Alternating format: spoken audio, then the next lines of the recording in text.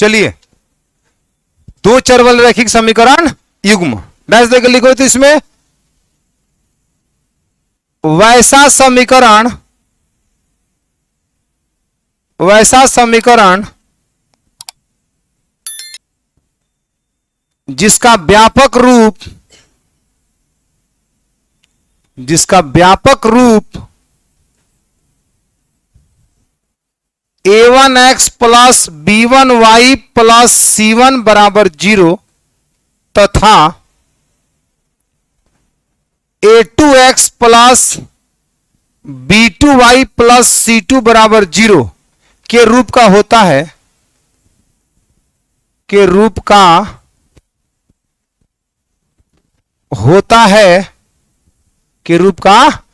है, उसे दो चर वाले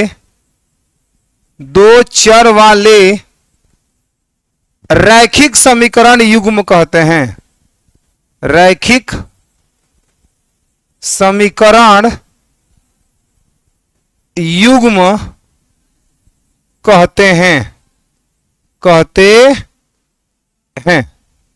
वैसा समीकरण जिसका व्यापक रूप a1x plus b1y plus c1 is equal to 0 तथा a2x plus b2y plus c2 बराबर 0 के रूप का होता है, उसे दो चर वाले रैखिक समीकरण युग्म कहते हैं।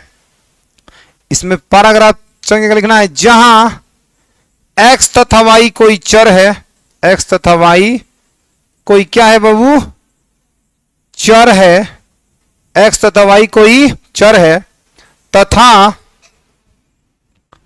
a1 b1 c1 और a2 b2 c2 कोई अचर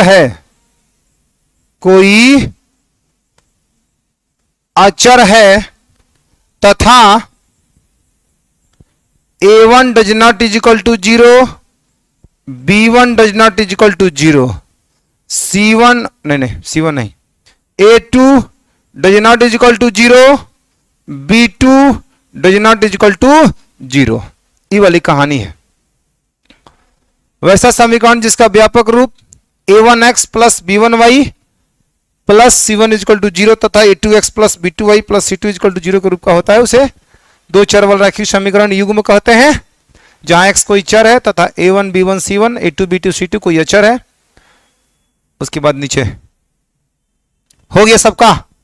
अब समझो बोर्ड पे थोड़ा, जिसका नहीं भी होगा वो भी समझो, बाद में लिखने का समय देते हैं हम। जैसे अब सुनो क्या करोगे इसमें बाबू। कल हम आपको जो पढ़ाए उसमें पढ़ाए दो चर वाला रैखिक समीकरण युग्म नहीं था। युग्म माने होता है जोड़ा। जब एक साथ दो चर वाले रैखिक समीकरण आएंगे तो उसे बोलेंगे हम दो चर वाला रैखिक समीकरण युग्म। जैसे में कल जो था ax plus by plus c बराबर में 0 था। अगर फिर इसके जैसा एक और लिख देते हम ax प्लस एक और इसके जैसा व्यापक रूप लिख देते तो आप बताइए पहचान पाते का जो कौन ए है कौन बी है? ए कहते तो कहते इसमें गए सर की इसमें गए। बात बुझा रहा है? इसलिए पहले आया है तो a1 b1 c1 और यहां a2 b2 c2 और दोनों मिलकर बना दिया युग्म। तो इसे कहेंगे दो चर वाला रैखिक समीकरण युग्म। पहले से दो चर रैखिक समीकरण था कि नहीं था? और जब एक साथ दो आ जाएगा तो उसे कहेंगे दो चर वाला रैखिक समीकरण युग्म। इसलिए लिखवाए हैं जब ऐसा समीकरण जिसका व्यापक रूप a1x plus b1y plus c1 equal to 0 तथा a2x plus b2y plus c2 equal to 0 के रूप का होता है। दोनों एक साथ इतना के रूप का होता है, उसे दो चर रैखिक समीकरण युग्म कहते हैं। और यहां कहानी x y चर है और a b c और a1 b1 c1 a2 b2 c2 कोई अचर है।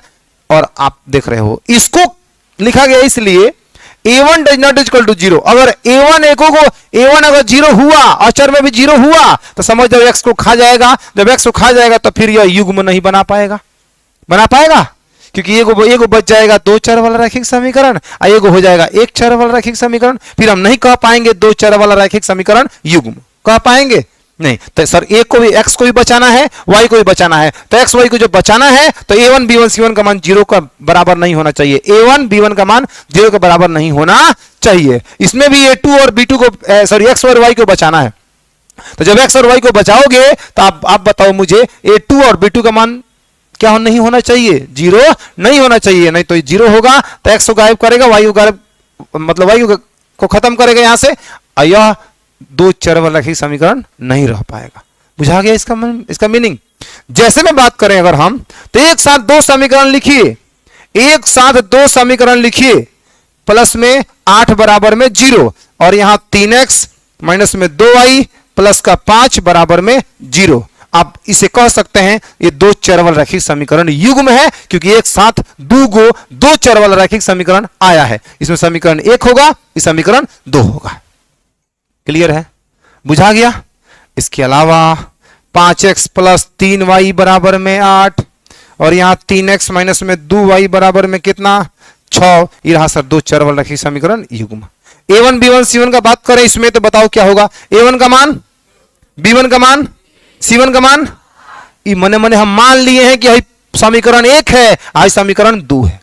अगर तुम चाहो तो इसको कहो जी सर इसको हम समीकरण 1 मानेंगे, इसको समीकरण 2 मानेंगे, कोई मना नहीं कर रहा है। इसको मानो समीकरण 1, मानो समीकरण 2। अगर समीकरण 1 मानोगे तो उसमें तुम्हारा a1 b1 c1 होगा, समीकरण 2 जिसको मानोगे उसमें तुम्हारा a2 b2 c2 होगा। ये निकालने एकदम आना चाहिए। a1 b1 c1 a2 b2 c2 से कोई कंप्रोमाइज नहीं होगा, क्योंकि इसको नहीं जानोगे तो बहुत ऐसा सवाल तुम नहीं बना पाओगे।